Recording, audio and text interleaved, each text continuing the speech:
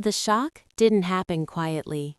It happened in public, under bright white lights, with strangers close enough to hear my breath shake. The bank lobby smelled like burnt coffee and disinfectant. The floor was so shiny it reflected my face back at me, old, tired, confused. The teller stopped typing. She looked at her screen, then at me. "I'm sorry, ma'am," she said softly. "Your account balance is 0. That's when my son laughed.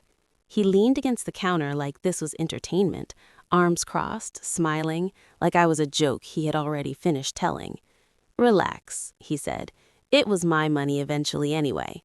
Then he said the line that cut deeper than anything else. "You're too old to manage money. You'd probably waste it." The room went quiet. No phones buzzing, no paper shuffling, even the printer stopped. People avoided my eyes. A man behind me cleared his throat. Someone coughed. Nobody spoke. I felt small, publicly erased. Then the first twist happened. A stranger stepped forward. A woman in a navy blazer, mid-40s, calm eyes. She placed her folder on the counter and said, "I need you to freeze all recent transactions on this account, now." The teller blinked. "Do you have authorization?" The woman turned to my son. "Actually, he doesn't." The room shifted. People leaned in. The security guard took a step closer. The teller straightened her back. My son's smile cracked. "Who are you?" The woman didn't answer him. She looked at me instead. "Ma'am, did you authorize your son to transfer your retirement funds?" I shook my head. That's when my son's face changed, from smug to pale. The woman finally spoke. "Good, because those funds were part of a protected account, and misuse qualifies as financial abuse." My son laughed nervously. "You don't know who you're talking to." She smiled. "Actually, I do." A murmur rippled through the room. I stood there, silent, holding my purse like a shield. I didn't explain myself. I didn't beg, because there was something my son never knew about me, something I never needed him to know. The teller asked us to wait. My son whispered, "What did you do?" I didn't answer, because this wasn't the end. This was the beginning of his reckoning. And as the bank doors slowly closed behind us, I realized something powerful. I wasn't abandoned. I was underestimated. But to understand how my own son got access to everything I saved for 40 years, we have to go back. Back to 3 months earlier, on the morning he showed up at my door with a smile and a story I almost believed. Before we continue, please leave a comment telling us where you're watching from and subscribe to Social Old channel. We're creating a community of people who know that our best chapters can happen at any age. Now, back to the story. 3 months earlier, my life still moved quietly. Not happily, not easily, but predictably. Every morning began the same way. Before sunrise, before the city remembered it was alive. The kettle whistled too loud in my small kitchen, the sound bouncing off walls that had learned my silence. I drank my tea standing near the window, watching the neighbor's dog pull at its leash, watching buses pass with people who had places to be and someone waiting for them. I had none of that. My husband had been gone for 7 years by then. Cancer didn't ask permission. It didn't wait for retirement plans or grandchildren or promises of "we'll finally travel." It took him in less than 9 months and left me with a house that felt too big, a bed that stayed cold, and a name on bank documents I still hadn't removed because doing so felt like erasing proof that he had existed. My days were small, intentionally small. I budgeted groceries down to the rupee. I cut coupons I barely used. I turned lights off even when I was still in the room, not because I was poor, but because I was afraid of becoming poor. That fear lived deep in my bones. Every dollar in that retirement account wasn't just money. It was 40 years of saying no. No vacations, no new furniture, no impulsive joys. It was proof that I had survived, and it was the one thing I believed I still controlled. Until my son knocked on my door. It was a Tuesday morning, rain-soaked, gray, the kind of morning where the world feels paused. I remember because I had just wiped the counter and was deciding whether I deserved a second cup of tea. The knock came sharp, confident, familiar. I froze. No one knocked like that anymore. When I opened the door, he stood there, taller than I remembered, beard trimmed, jacket too nice for the neighborhood. He smiled the same smile he had as a teenager when he wanted something and believed charm would be enough. "Mom," he said, opening his arms, "you look good." It was a lie, but it was delivered gently. I hugged him anyway. He smelled like expensive cologne and rain, success, distance. "You didn't call," I said, stepping aside to let him in. "I wanted to surprise you." He looked around the house like an inspector, eyes scanning the walls, the furniture, the small changes he hadn't been around to notice. "You still have the same couch," he laughed. "It still works," I said. That was the first thing, the laughing. Not cruel, not yet, but amused, like my life was a paused frame he could comment on. We sat at the table where his father once read the newspaper. I poured him tea the way I used to when he was studying for exams. 2 sugars, no milk. "You remembered," he said. "Of course I did." He sighed dramatically, rubbing his hands together. "Mom, I'm in a bit of a situation." There it was, the shift. I didn't ask questions yet. I had learned that interrupting him made him defensive, so I waited, let him control the rhythm, let him feel safe. "I'm working on something big," he said, "a real opportunity, but things are tight temporarily." He said temporarily the way people say don't worry when they absolutely mean you should. I nodded. He leaned forward, lowered his voice. "I wouldn't ask if I had another option." He always said that. When he was 16 and needed bail money for a fight he started, when he was 22 and needed help with rent he hadn't paid, when he was 30 and needed just a little to get through a rough patch. Every time, I believed this would be the last time. "I just need help managing some things, paperwork, accounts, transfers. It's confusing for you and stressful." That word again, you, soft, disguised as concern. "I manage fine," I said. He smiled patiently, the way adults smile at children who insist they know better. "I know you think that, but things are different now. Scams, online fraud. You hear stories all the time." I did hear those stories, on the news, at the bank, at community meetings for seniors I pretended not to belong to. "You trust me, right?" I didn't answer immediately, because trust wasn't the question. Love was. I looked at my son, the boy I had stayed up nights for, the man I had defended to neighbors, the child whose mistakes I had explained away as phases. "I'm your mother," I said finally. "Of course I trust you." His shoulders relaxed, victory disguised as relief. "Good," he said, "because I've already talked to a financial advisor friend, just to streamline things. Nothing changes, your money stays yours, I just help." He pulled out papers, printed, organized, professional. I didn't read them carefully. I wish I could say I did. I wish I could say I asked more questions. I wish I could say instinct screamed. But it didn't. Because predators don't arrive as monsters. They arrive as family, as solutions, as smiles you've been trained to believe. When he left that day, he hugged me again. "Relax," he said softly. "I've got you now." I watched him walk down the driveway, rain soaking his jacket, and told myself I had done the right thing, that I wasn't alone anymore, that my son had come back. I didn't know then that this was the moment everything changed, the moment I handed over not just access, but power. And 3 months later, under bright white lights in a bank lobby, I would realize something terrifying. He hadn't come back to save me. He had come to collect. After that morning, my son started calling. Not every day. Not enough to feel desperate. Just enough to feel cared for. "How's your blood pressure? Did you take your medicine? Did the bank ever send that statement?" The questions came wrapped in concern, but each one pointed in the same direction: my dependence.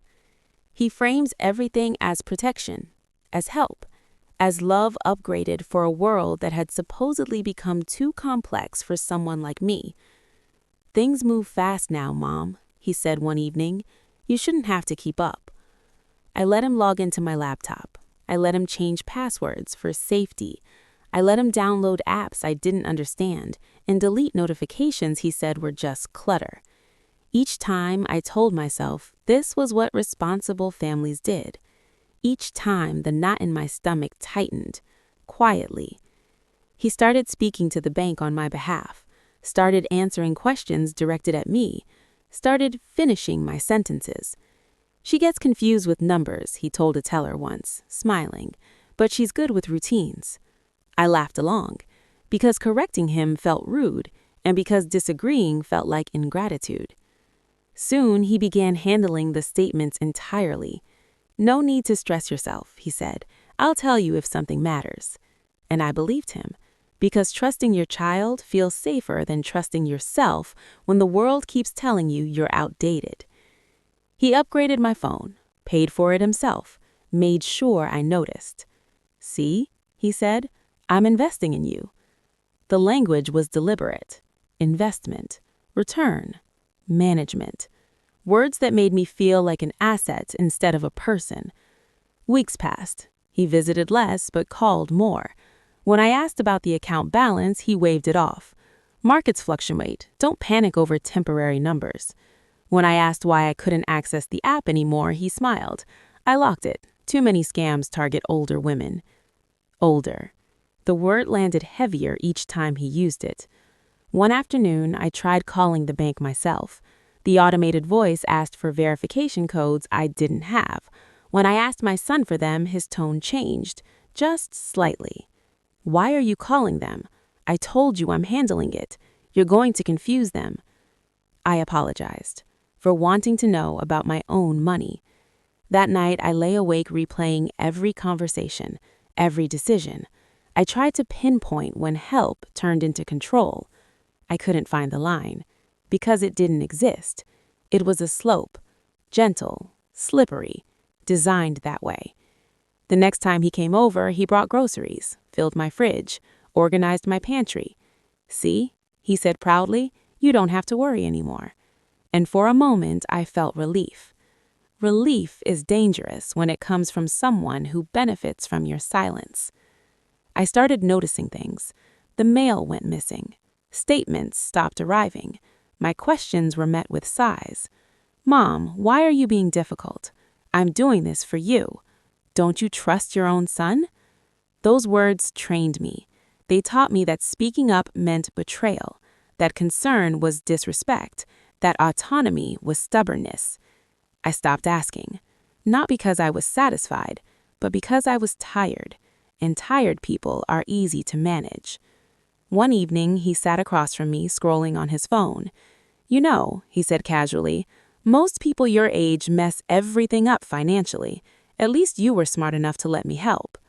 Smart enough. The compliment stung, because it came with a warning. I smiled anyway, because somewhere deep down, I still believed he loved me. I still believed this was temporary. I still believed I would wake up one morning and everything would make sense again. I didn't know that by then, the money was already moving, quietly, legally, efficiently.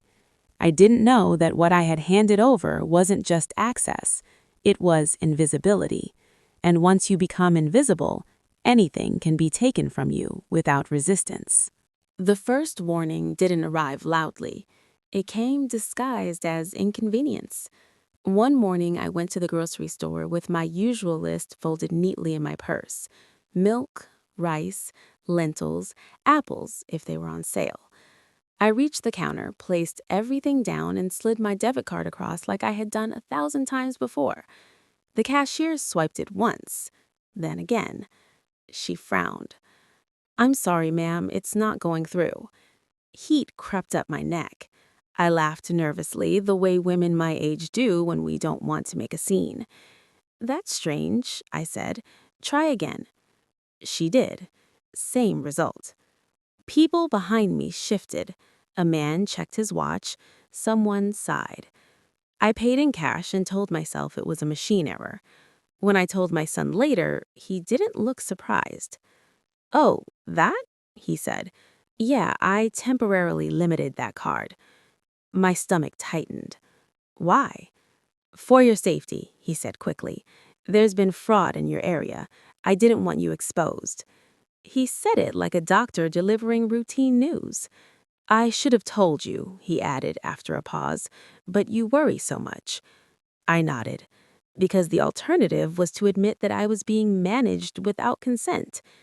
Small things followed. The pharmacy said my auto payment hadn't gone through. The electricity bill was delayed. A check bounced for the first time in my life. Each time he had an explanation. Glitch, system update, temporary hold. He used that word a lot. Temporary. But the holds never lifted. I noticed my calls to him went unanswered more often. When he did answer, he sounded rushed, irritated. "Mom, I'm in a meeting. Can this wait? Why are you stressing over nothing?" Nothing. That's what my security had become. One afternoon, I sat at the kitchen table staring at a pile of unopened mail I didn't recognize. The return addresses were banks, credit companies, firms I had never heard of. My name was printed correctly. The signatures weren't mine.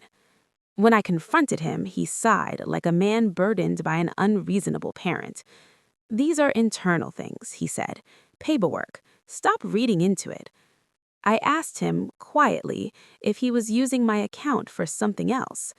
That's when his tone changed. Sharp, cold, familiar in a way that took me back to arguments when he was younger. "Why are you accusing me? After everything I've done? You're being paranoid." The room felt smaller. I apologized again. That night, I cried alone in bed, angry at myself for doubting him, and angrier still for doubting myself. Because here was the truth I didn't want to face. If I was wrong, I was ungrateful. If I was right, I was powerless. Both options terrified me. The next red flag came when I tried to access my retirement account online. The password didn't work. Neither did the recovery email. I called the helpline. After 20 minutes on hold, a representative finally answered. "Ma'am, this account is currently under authorized management." Authorized. By him. I hung up without saying another word, because admitting out loud that I had lost control felt worse than not knowing what he was doing with it. I started keeping mental notes, dates, times, things that didn't add up, but I didn't write them down because writing makes things real, and I wasn't ready for real. Then came the night he slipped. We were watching television when a notification popped up on his phone, one he didn't realize I could see. Transfer complete. He flipped the phone over too fast. Too late. "What was that?" I asked. He paused, smiled too wide. "Business," he said. That was the moment I understood something crucial. He wasn't hiding mistakes. He was hiding decisions. And decisions meant intention. Still, I said nothing. Because hope is stubborn. Because mothers are trained to wait. Because I believed, foolishly, that love would stop him before money could. I didn't know then that the biggest red flag wasn't the missing money. It was how easily he had learned to silence me. It was a Wednesday morning, gray and humid, when the full weight of his betrayal hit me. I had a habit of stopping at the small park near my building after grocery runs. The air smelled of wet earth and decaying leaves, the faint smoke from someone's cooking drifting through the trees. I sat on a worn bench, sipping lukewarm tea from a thermos, trying to calm the unease that had been building inside me for weeks. Then the email arrived. The subject line was innocuous, account activity summary. But the content wasn't. I stared at my laptop screen as my hands trembled. Every line, every figure screamed at me. My retirement funds, the money I had saved for 40 years, had been systematically transferred, reorganized, and withdrawn. My heart raced. My mouth went dry. I checked the dates. Every withdrawal matched the days he had visited or called. Every note, every explanation he had given now looked like a rehearsed lie. I tried to breathe. I tried to tell myself it was a mistake, that perhaps the bank had misrecorded, that my son, my own child, would never dare. But the numbers didn't lie. Then the messages started appearing in my inbox, notifications from services I had never signed up for, purchases, transfers, statements labeled authorized by his name. A cold fury spread through me, not the kind that burns softly. It was ice, sharp, precise, unforgiving. I called him immediately. "Mom," he said, his voice smooth, casual, as if we were discussing weather, not 40 years of labor gone. "I was worried you'd panic." "Panic?" I repeated, my voice shaking. What did you do with my money?" "I handled it. It's all under control." "Control?" I shouted, though no one could hear me but the empty walls of my apartment. "Those were my funds, my life's work." He laughed lightly, that same infuriating, smug laughter I had heard as a teenager when he got what he wanted. "Mom," he said softly, almost patronizing, "you were going to waste it anyway." The words cut deeper than any blade, not because they were true, but because they were deliberate. I felt the room shrink, the walls pressed closer, the teacup slipped from my hand, shattering on the floor. I sank into the chair, trying to reconcile the son I had loved with the man who had betrayed me. I wanted to scream, I wanted to cry, I wanted to throw things, but I couldn't, not yet, because clarity, even in anger, demanded precision. I needed proof, evidence, documentation. Over the next days, I pored over every bank statement I could still access, every email, every receipt, every transfer. I started building a timeline, dates he visited, dates calls were made, dates funds disappeared. And that's when the pattern became undeniable. He hadn't just taken my money. He had planned it, methodically, professionally, with patience and cunning that made me sick to my stomach. I realized that every act of help had been a calculated step toward control. The locked apps, the missed notifications, the sudden glitches, all of it was part of a larger scheme. And yet, even knowing all this, the betrayal didn't feel complete, because betrayal isn't just about the act itself. It's about the person you trusted so completely, who wielded that trust like a weapon. I spent nights awake reliving moments I had taken for granted. The hug when he came back that rainy morning, the reassurance of, "I've got you now," the casual pat on my shoulder as he said, "Don't worry, I'm handling it." Every one of those moments became poison, every smile, every gentle word, a reminder that love can be a tool for manipulation. I felt smaller than I had in years, not physically, not in the eyes of strangers, but in the very fabric of my own life. And then, for the first time, I allowed myself to consider what I hadn't dared before. Could I fight back? Could I reclaim what was mine? Could I confront my own son? The thought was terrifying, not because of him, but because of me, because I had been so conditioned to defer, to protect, to love blindly. Because in 3 months, he had not just taken my money, he had taken my power. And power, once surrendered, is not easily reclaimed.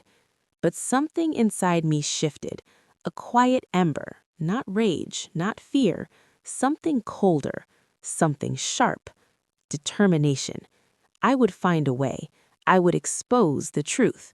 And when I did, he would see that the person he had underestimated, his own mother, was not helpless. The first step, I realized, would be evidence, concrete, undeniable evidence. And the second step would be confrontation.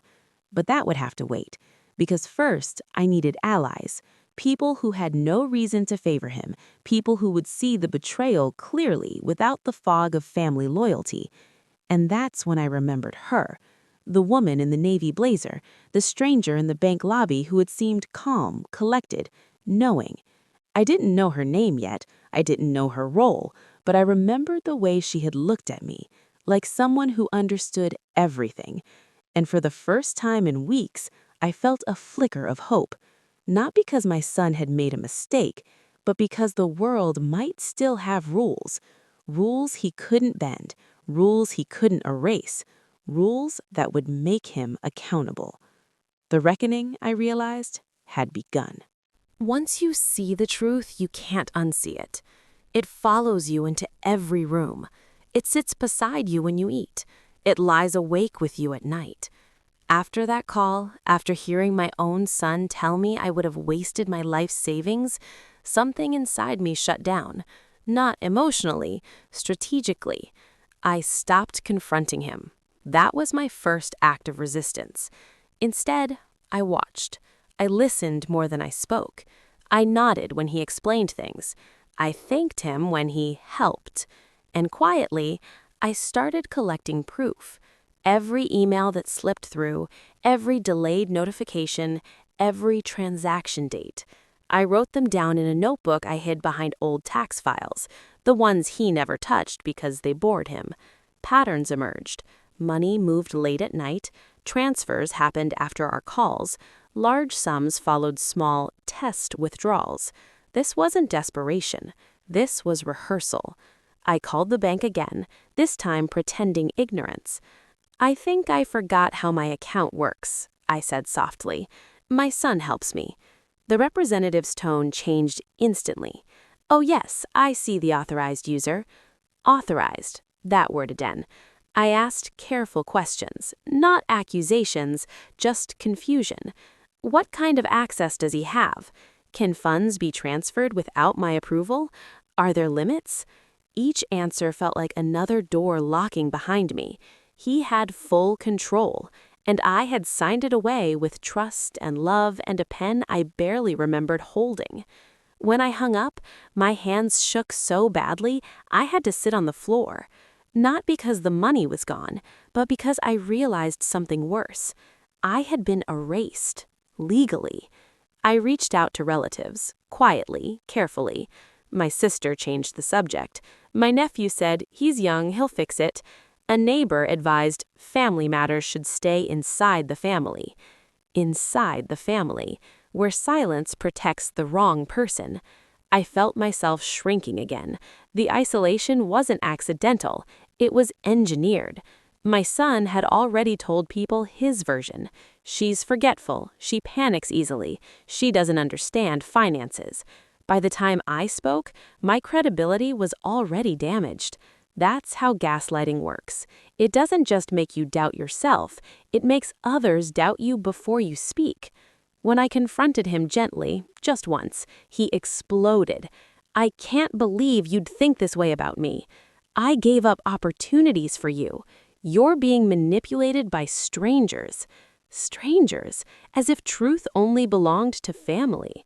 He stopped visiting after that, reduced his calls, left me alone with my thoughts and no access to my own life. That silence was punishment, and it worked, at first. I questioned myself constantly. Maybe I misunderstood. Maybe this was temporary. Maybe I was ungrateful. But then the bills piled up. The pharmacy called again. The electricity company sent a warning. My card declined again.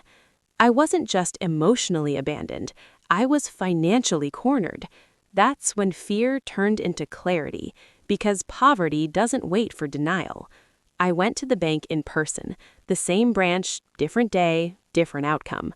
I waited in line, heart pounding, rehearsing what to say. My son wasn't there to speak over me. When the teller pulled up my account, her smile faded. "Ma'am, are you aware of the recent activity?" I nodded. "Yes," I said softly. "That's why I'm here." She hesitated, lowered her voice. "Have you authorized all of it?" I looked at the screen, at the numbers, at my name still printed there like a joke. "No," I said. "I haven't." She glanced around, then leaned closer. "Then you need to speak to someone, immediately." That was the first time someone believed me without hesitation. She handed me a card, a name, a department, a direct line. I didn't know it then, but that card would change everything. because evidence matters, but witnesses matter more. And finally, I wasn't alone. Still, I said nothing to my son. Not yet. Because confrontation without protection is suicide, and I had learned something crucial. He thought I was weak. He thought I was confused. He thought I was done. That miscalculation would be his greatest mistake, because while he was busy spending what he believed was already his, I was preparing to take something back. Not just money, control, dignity, truth. And the next time we met, it wouldn't be in my kitchen. It would be under bright lights, with records, with witnesses, with nowhere left for him to hide. There comes a moment when fear exhausts itself, when the body realizes it cannot survive in a permanent state of apology. For me, that moment arrived on a Sunday evening, quiet and unremarkable on the outside, dangerous on the inside. I had been living on cash for weeks, borrowed, counted, folded carefully like it might disappear if I didn't show it enough respect. I stopped buying fruit. I stretched rice across meals. I told myself it was temporary. Everything had become temporary. I sat at the kitchen table with the lights off, a single lamp illuminating the notebook where I had written dates, amounts, excuses. The pages were full now, full of evidence, full of loss. And still, part of me hoped, not for the money, for him. That hope died when my phone rang. It was my son. "Hey," he said, cheerful, too cheerful. "I need you to sign something." My chest tightened. "What kind of something?" I asked. "A form," he replied. "Just an update. Routine." Routine. The word triggered something deep inside me. Every dismissal, every locked app, every sigh meant to shut me up. "I want to read it first," I said. Silence. Then irritation. "Mom, don't start. I don't have time for this. Just trust me." Trust. That word had become a weapon. "I will read it," I repeated. His voice hardened. "You're being difficult again." Again, as if questioning theft was a personality flaw. "I'm not signing anything I don't understand," I said. Another pause. Then the mask slipped. "Do you know how much I've spent fixing your mess? Do you know how embarrassing it is dealing with banks because you can't keep up? I deserve compensation." There it was. Not justification, entitlement. "You deserve compensation?" I whispered. "Yes," he snapped, "for years of dealing with you." I felt something break, not inside my chest, but behind my eyes. The image of him as a child, scraped knees, bedtime stories, packed lunches, collapsed under the weight of the man speaking to me now. "You took my retirement," I said quietly. "That money was to keep me alive." He laughed, a short, humorless sound. "You'll be fine. People like you always survive on sympathy. People like you. Old, expendable, convenient." That was the moment fear turned into fire. I hung up without saying goodbye. My hands were steady for the first time in months. I opened the drawer and pulled out every document I had hidden, statements, emails, notes, the card the teller had given me.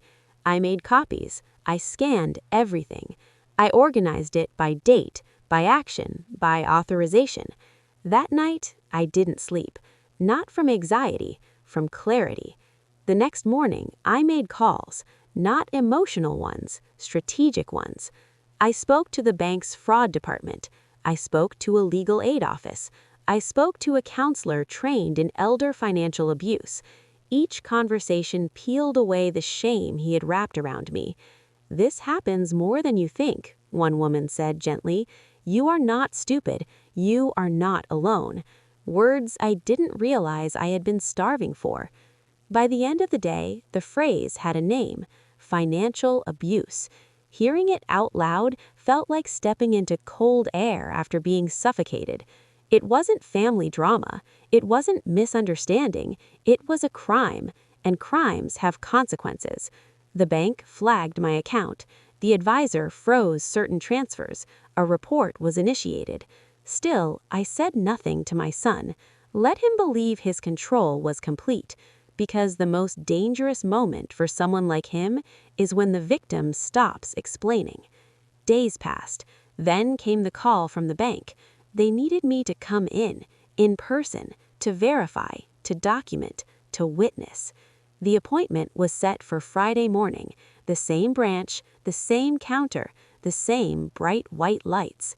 I didn't tell my son, not because I was afraid, but because I wanted him unprepared. On Thursday night, he texted, "We need to talk." I didn't reply. For the first time in months, I slept deeply, because the path ahead was terrifying, but it was mine. And the next day, under fluorescent lights and watching eyes, the truth would no longer belong only to me. Friday morning arrived without drama. No thunder, no warnings, just routine. That's how reckoning usually comes, disguised as an ordinary day. I dressed carefully, not nicely, carefully. Neutral colors, flat shoes, my old purse, the one with the worn strap and the quiet dignity of something that had lasted longer than most people's promises. Inside it, copies of everything. Not hope, not faith, proof. The bank lobby smelled exactly the way it always had. Burnt coffee, disinfectant, impatience. The lights were too bright, the floor too shiny, everything designed to reflect you back to yourself. I stood in line and reminded myself to breathe. Then I saw him. My son stood near the counter, relaxed, confident, scrolling through his phone like this was a minor inconvenience in his busy day. He hadn't expected me to come alone. "Mom," he said when he noticed me, smiling as if greeting a child who wandered into the wrong room. "There you are. I was wondering if you'd get confused and go to the wrong branch." I didn't respond. That silence unsettled him. We were called forward. The teller, young, professional, looked between us, uncertain who to address. "He's authorized," my son said quickly. "I handle things for her." The words came automatically, practiced. I placed my folder on the counter. "So am I said. The teller blinked. Before my son could speak again, a woman stepped forward from the side office. Navy blazer, calm eyes, the same woman. She introduced herself, firmly, clearly, as a senior compliance officer. She didn't look at my son. She looked at me. "Ma'am," she said gently, "did you authorize your son to transfer your retirement funds into accounts solely under his control?" The question hung in the air. Every sound in the lobby seemed to pause. "No," I said. My voice didn't shake. "I did not." My son laughed, a short, dismissive laugh. "This is ridiculous," he said. "She forgets things. She panics. You know how—" The woman raised her hand. He stopped. She turned to him. "Sir," she said evenly, "please do not speak on her behalf." That was the first crack in his armor. She slid documents across the counter. "These transfers occurred without informed consent, and this account is classified as protected retirement funds." My son crossed his arms, defensive now. "She gave me access," he snapped. "She trusted me." "Access," the woman replied calmly, "does not equal ownership." A murmur rippled through the room. The security guard shifted closer. The teller straightened her posture. The room had chosen a side. My son leaned closer to me and whispered through clenched teeth, "What did you do?" I didn't answer, because for the first time, I didn't need to. The woman continued, her voice steady, unhurried. "These transactions qualify as potential financial abuse under federal guidelines." My son scoffed. "You don't know who you're dealing with." She smiled. "Actually," she said, "we do." She nodded toward the teller, who began typing rapidly. "And we've already frozen the remaining accounts pending investigation." My son's face drained of color. "You can't do that," he said sharply. "That money is not yours," she finished. Silence fell, heavy, undeniable. A man in line cleared his throat. Someone gasped softly. For the first time since he walked into my house 3 months earlier, my son looked small. Not angry, afraid. "Ma'am," the woman said to me, We will proceed with formal documentation. You may also pursue legal action if you choose. She didn't rush me. She gave me choice, something I hadn't had in months. My son laughed again, but this time it was hollow. She won't, he said. She won't do that to her own son. He turned to me, eyes searching for the woman he remembered, the apologetic one, the forgiving one, the silent one. He didn't find her. I didn't raise you to do this, I said quietly. The words landed harder than any accusation. The woman signaled the teller. Please ask the parties to wait, the teller said, voice firm now. Security will assist. As we were guided toward the side office, my son leaned in one last time. You're ruining everything, he hissed. I looked at him, not with anger, not with sadness, but with clarity. No, I said. You did. The door closed behind us, and for the first time in 3 months, I felt something I hadn't dared to name before. Justice. The room smelled like paper, coffee, and authority. The fluorescent lights above reflected off the polished floor, but this time I didn't feel small. I felt seen. The woman in the navy blazer, my unexpected ally, reviewed every document with me, explaining each step, each legal term, each protective measure. The bank had not only frozen the remaining funds, but also initiated a full audit of all recent transactions. Every withdrawal, every transfer, every suspicious move would be traced, recorded, and reported. My son sat across from me, arms folded, eyes darting between us, the teller, and the door. His usual confidence had been stripped away. For the first time, he wasn't in control. You realize this is serious, the woman said firmly, without looking at him. Financial abuse of a dependent adult carries legal consequences, and because these were retirement funds, the law treats it even more gravely.